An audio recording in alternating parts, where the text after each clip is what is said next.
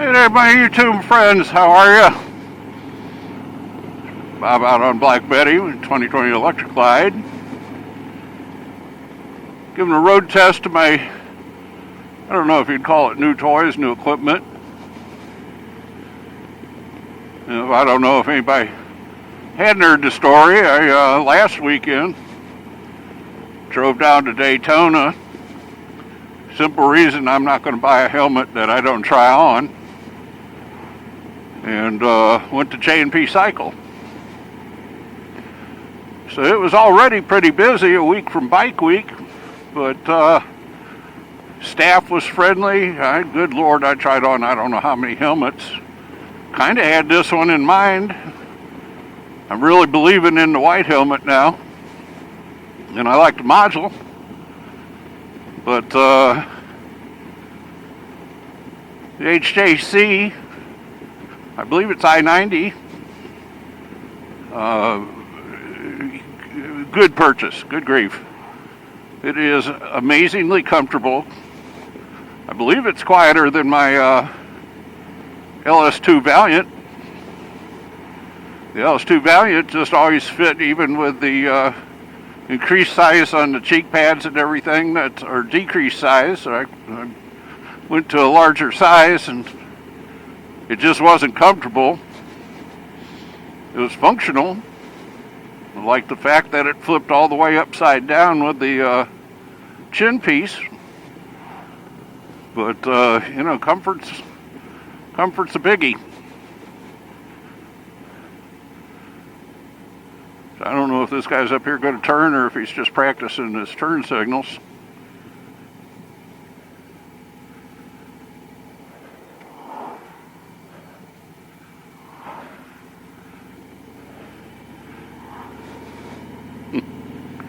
Anyway, so far I'm really happy with it. I do have to get a pin lock. It's fogging up pretty bad. But I'll get that ordered for sure. And so anyway, I looked at seats too, and with Bodine 52 and Jack and Bronco Ride, all have been fans of the Mustang Super Tour. So I kind of had it in mind. I was looking at reviews and everything, and I found out something that I never knew before, but when I was down there talking about helmets and accessories and so on and so forth, asked if they had the pin lock there for it, I'd have just bought it. And the girl said, no, you might want to try Revzilla, our sister company. And I never knew that. It's one owner, Cycle Gear, Revzilla, and J&P Cycle. So anyway, I walked around Daytona, or Ormond Beach, I'm sorry. Looked at everything that was gearing up for Bike Week, and went into Ben Rossmeyer's Harley Davidson. I bought two $5 t-shirts for $73, and typical tourist stuff, I guess. Spent the night and decided I'd head back early, and drove back up to Augusta. So in essence, I went right at 700 miles to buy a helmet.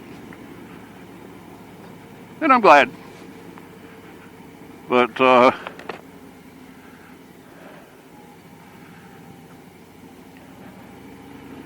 at any rate, it's extremely comfortable. Probably the best fitting helmet I have.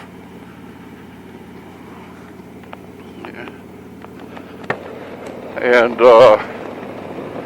anyway, I drove back to Augusta, still thinking about seats, looking at reviews, and good grief, I got into a little bit, not a bidding war. I mean, none of them are cheap. You're getting what you pay for, though. So I was at a toss-up between a road sofa and the the Mustang.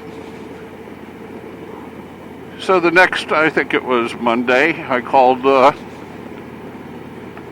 Revzella. I'm sorry, Revzella.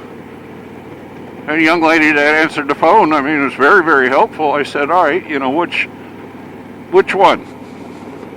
And she says, well, it's everybody. They're both rated very highly. And she said, hold on a minute. And she started reading reviews. And she said, I haven't seen any bad reviews on the Mustang seat whatsoever. She said, but there's a couple that weren't very high on the road sofa, the Saddleman. I said, well, so be it. Decisions made. Ordered it from Revzella.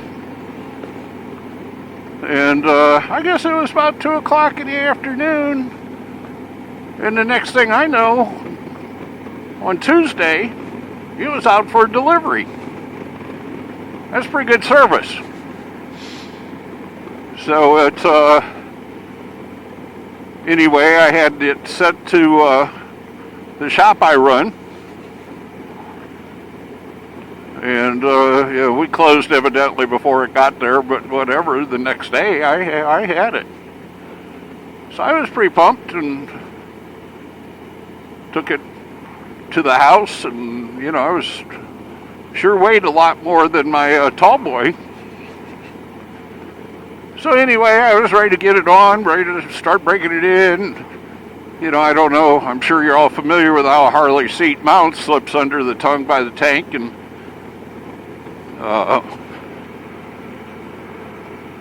has one screw in the back.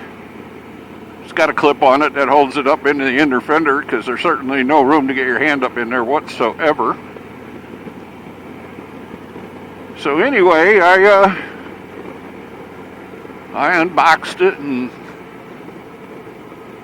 unscrewed the screw that holds the seat down, and I hear tink. And I knew exactly what it was, and I just looked up, hoping the neighbors didn't see me. And realized that the plastic clip that holds the blind nut under the fender either was broken or, I don't know, who knows. Anyway, I'm wondering, okay, what do I do? How do I do this? And, if I take a piece of string and run it down through the hole, am I going to be able to get the piece of string easily and, salvage this thing? Because it's like any other thing. You get a new toy and kind of want to go play with it. So anyway, I found a piece of, I didn't find a piece. I had a whole spool of the weed eater plastic cord. And I put that down. And fed it through the hole. I had found the screw that fell out. Sent it through the center of the nut, or not the screw, the nut that it had fallen out, and tied it tightly on the other end and fetched it up through the wheel and into the fender. Thought, well, shoot, this is easy. I'll just find something in the house, paper clip, something I can make and hold it up in there. And I'll tell you what, I spent about an hour trying to get that fastened so it'd stay in, to no avail. So by now the neighbors were coming over, because I did this on the front yard where everybody and their uncle could see me. And decided it was maybe best to go in the house and have a Grey Goose and cranberry juice. Think about my sinful ways or something, I don't know. So anyway, the next day, fortunate enough that I can leave the business and run an errand off to my local Harley dealer. I went and walked up, and I said, the nut that sits on the back of in the fender for fastening on a 2-up seat. He says, oh yeah, absolutely. I said, do you have any?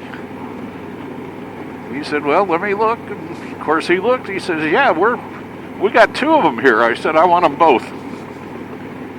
I just anticipated dropping another one, and then I'd probably have to finish the bottle of Grey Goose.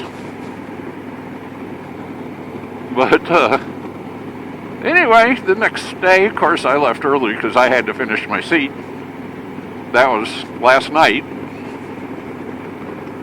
I got it in, got it on, got it fastened, looked good, got the backrest with it, of course. And I never realized how bad, maybe, my posture was riding Black Betty.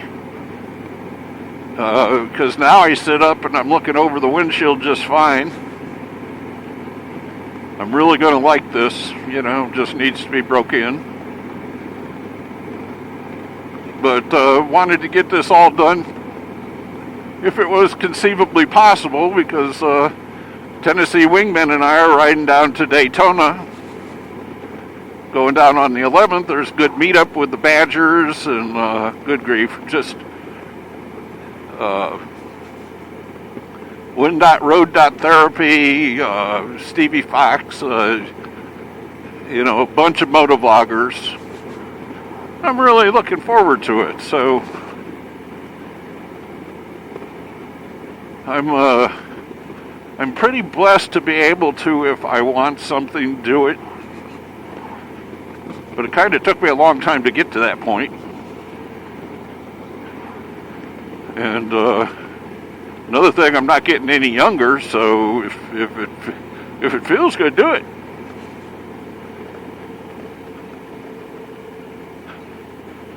But it's amazing the tall boy seat that I had put on, because this bike came with a solo saddle. The difference in construction between the Mustang seat and the Harley tallboy seat is amazing. I would almost dare to say the Mustang seat weighed twice as much maybe as the tallboy. Still in a comfortable seating position. I think it was the right decision.